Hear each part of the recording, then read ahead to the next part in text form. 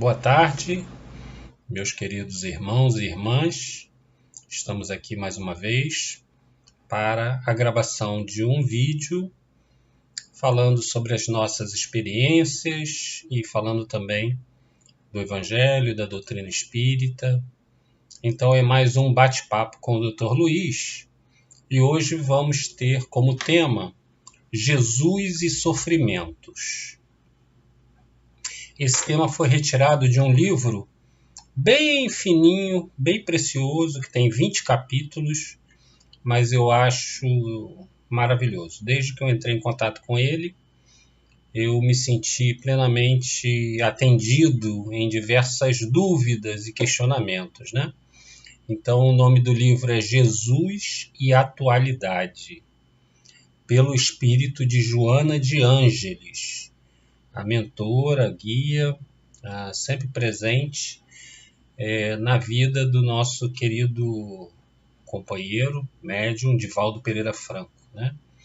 Então, através da mediunidade exemplar de Divaldo, veio esse livro, e são vários capítulos mostrando como os dramas da atualidade têm a sua solução naturalmente na vivência, nos exemplos deixados pelo Cristo e também em todas as passagens e ensinamentos evangélicos.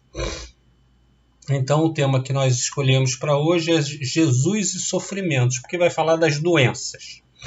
Eu acho que todos nós, de alguma maneira, né, estamos a braços com alguma desarmonia, seja de ordem emocional, seja de ordem física, se não estamos, já estivemos ou estaremos, porque é uma consequência natural da depreciação da matéria, né, do corpo físico.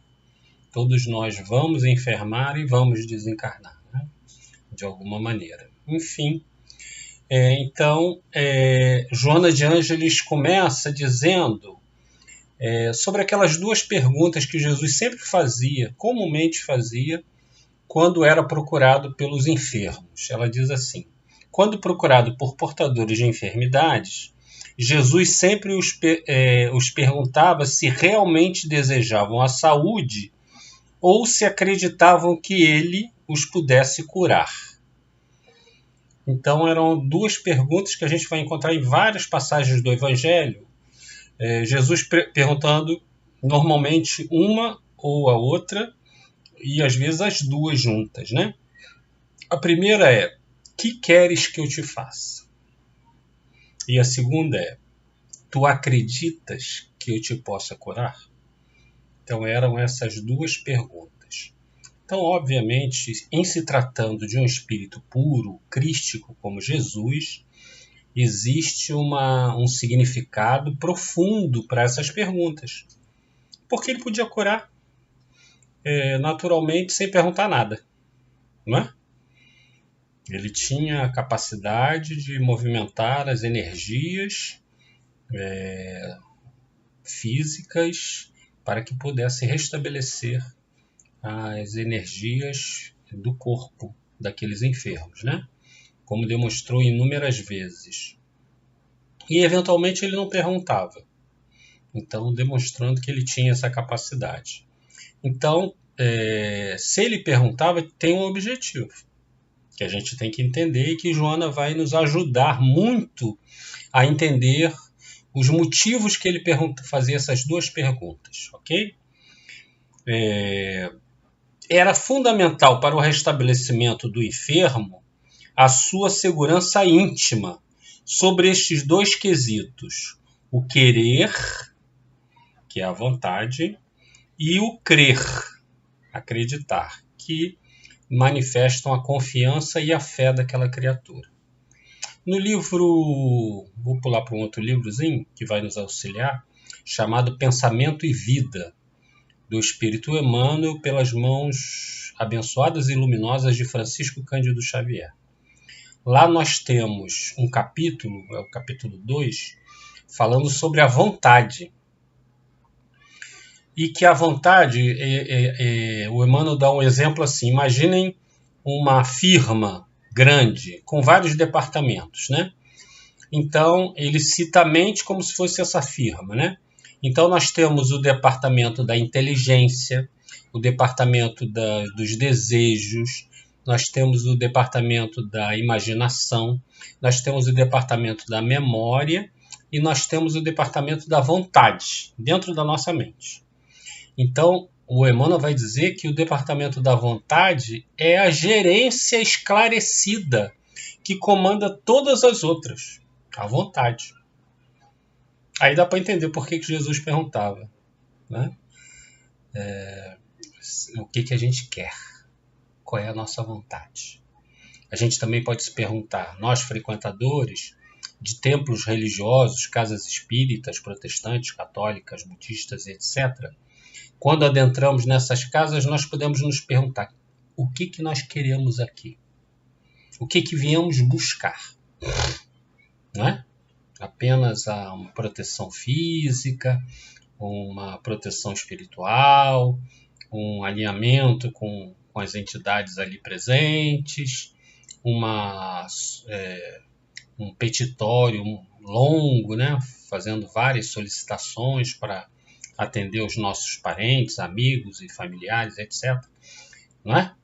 Ou se nós estamos ali para evoluir, para crescer, de acordo com o que vai ser ministrado em termos de ensinamentos. O que nós estamos fazendo ali? Porque às vezes a pessoa passa 5, 10, 20, 40 anos dentro de uma casa espírita, protestante, católica, e não se modifica 1 milímetro. Não melhora. Uma vez foram procurar o Chico Xavier para dizer como é que fazia para desenvolver a mediunidade. Aliás, vários perguntavam, né? Como é que eu faço para desenvolver a mediunidade? E o Chico uma vez respondeu, pois é, meu filho, tanta gente vem aqui perguntar isso, mas ninguém veio para perguntar como é que desenvolve a bondade, a humildade, a caridade. Então, que são essenciais e que fazem parte da espiritualidade. Se você desenvolve a sua espiritualidade, naturalmente a mediunidade vai ampliar o seu poder de ação, de captação também, das forças do bem e do outro lado, no plano espiritual. Então temos que desenvolver os nossos potenciais espirituais. Então, voltando aqui ao pensamento e vida, a vontade é o gabinete central, esclarecido, a gerência esclarecida, no dizer do Emmanuel, que comanda todos aqueles outros departamentos que eu falei, a inteligência, a imaginação, as ambições, os desejos, etc, etc, etc. Vejam como a vontade é importante. Aí, ela fala, né, complementando-se um no outro, o crer e o acreditar, tornam-se essenciais para o restabelecimento do enfermo. Olha aí. É importantíssimo que a gente desenvolva esses dois potenciais para que as doenças sejam dominadas e, naturalmente, eliminadas. O querer sem reservas, olha a advertência que ela faz aqui, como é importante isso. O querer sem reservas altera completamente o quadro psicofísico do indivíduo, que se transfere do estado desarmônico para o equilíbrio, auxiliando o organismo na restauração dos equipamentos danificados. Então, o querer sem reserva, porque, vamos falar a verdade, tem hora que a gente quer, tem hora que a gente não quer tanto, né? Nós não somos nenhum holofote iluminando a noite, somos no máximo pirilampos, que hora acendemos, hora apagamos, né? Hora nós estamos com muita vontade, hora nós estamos alegres, hora nós estamos otimistas, hora nós estamos tristes, né? Nós vamos quicando, né? Alternando o nosso estado de humor. Por isso que ela bota aqui, o querer sem reserva. Eu quero ficar curado. Eu tenho certeza que eu ficarei curado. Então é essa vontade esclarecida que vai desarticular as engrenagens da doença, restabelecendo o equilíbrio. Vejam a importância do querer sem reservas. Então é isso que ela nos ensina aqui. Já o acreditar, né, o crer, é uma decisão grave de maturidade emocional e humana. Por quê? Porque existe uma crença inata, né, desde os povos primitivos, bem primários, né, bem ainda próximos da simplicidade da ignorância, que eles já acreditavam em forças invisíveis, intangíveis, que não pudessem ser captadas pelos 5 sentidos. Eles já manifestavam. Mesmo que seja um culto, né, a pedra, a litolatria, ou aos animais, né, enfim, aos fenômenos da natureza, tudo isso já demonstrava uma crença inata, mas primitiva. Com o desenvolver do ser humano, com o atingimento da sua maioridade, depois da sua maturidade, nasce nele uma crença esclarecida, ligada à lógica e ao raciocínio, que o Espiritismo vai chamar de fé raciocinada. Então é uma fé raciocinada. Então essa fé raciocinada faz com que nós estejamos cada vez mais próximos também de desarticular essas engrenagens da enfermidade, né? Eu me lembrei agora, né, do fato muito pitoresco do Chico Francisco Cândido Xavier, com relação a essa questão da vigilância que a gente tem que ter com relação aos pensamentos, à vontade, né, e tal. Ele dizia que, sempre que perguntado sobre o seu estado de saúde, ele dizia que estava bem.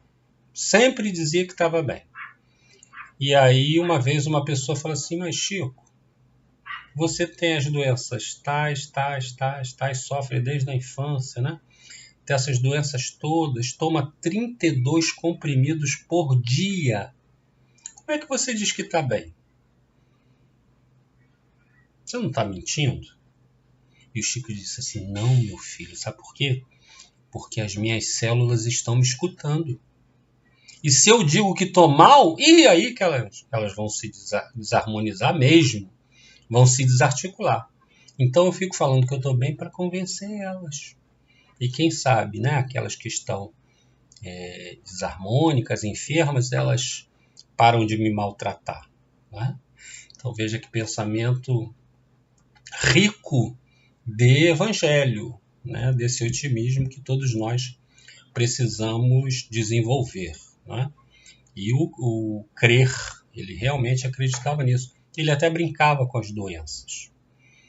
Uma vez ele recebendo um companheiro, ele falou assim, o pessoal pensa que eu não sou casado, mas eu sou casado.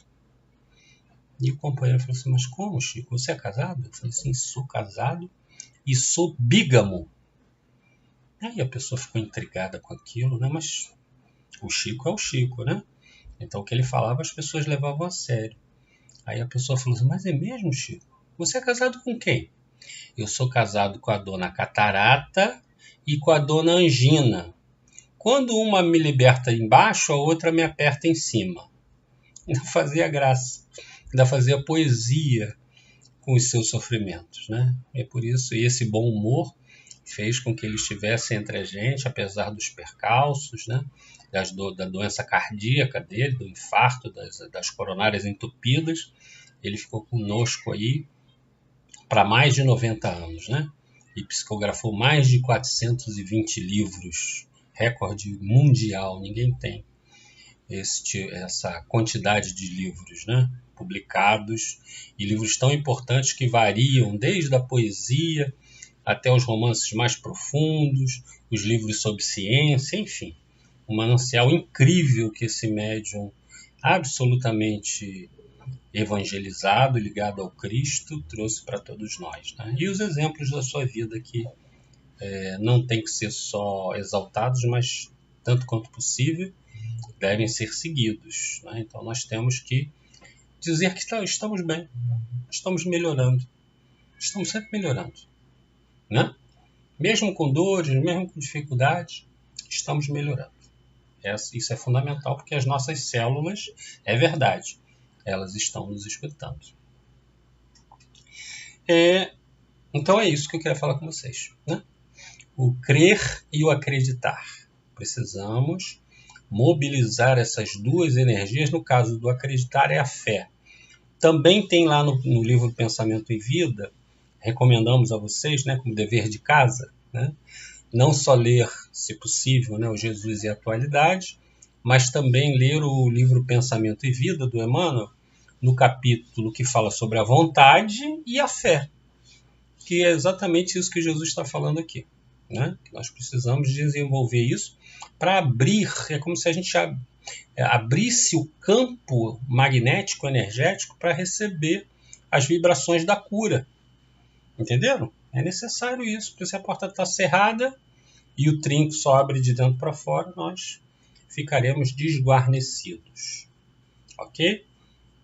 Então era isso. Queria também avisar vocês, vou avisar até sábado, nos vídeos que a gente vai produzir, que no sábado estaremos na Casa do Caminho Chico Xavier, uma casa espírita, localizada na freguesia, na rua Santo Egil, E-G-I-L, rua Santo Egil, número 11, às 17 horas, falando sobre a doutrina espírita, em especial sobre o Evangelho segundo o Espiritismo. Graças a Deus, estamos tendo a oportunidade de retomar as nossas atividades de palestras, né? Tendo em vista a melhora que estamos tendo, né? Olha aí, a importância de dizer que estamos melhores, estamos mesmo, né? Com os tratamentos. Então, além desses vídeos que estamos gravando, eventualmente, quando estamos bem, vamos fazer estudos nas casas espíritas. Nesse sábado estaremos na Casa do Caminho Chico Xavier. E vamos encerrar, como sempre, com uma poesia, na verdade, a letra de uma música que tem a ver sempre, né? Eu busco a letra que esteja consoante o assunto. E essa letra é belíssima, essa música é belíssima, ela não é espírita, também não importa de onde, como eu já falei, de onde vem a origem. É uma música que toca fundo no nosso coração, da nossa busca por Jesus, né? Como dizia o Chico, nós estamos saudosos de Jesus. Então, lembra a história de Zaqueu. Zaqueu era um cobrador de impostos que estava passando por um problema emocional muito grave, de depressão, e ele sobe, como ele era muito baixinho, ele sobe numa árvore para poder ver Jesus, e Jesus o avista e diz que teria muito prazer em ceiar na casa dele aquela noite. Então a música é Como Zaqueu, e a letra diz assim: como Zaqueu, eu quero subir o mais alto que eu puder, só para te ver e olhar para ti. Eu preciso de ti, Senhor. Eu preciso de ti, ó Pai. Sou pequeno demais. Me dá a tua paz. Largo tudo para te seguir. Entra na minha casa. Entra na minha vida. Mexe com minha estrutura. Sara todas as feridas. Me ensina a ter santidade. Quero amar somente a ti, porque o Senhor é o meu bem maior. Faz um milagre em mim. Muito obrigado pela sua paciência, pela sua assistência, pelo seu carinho. E até o próximo vídeo. Namastê, paz e bem para todos. Muito obrigado.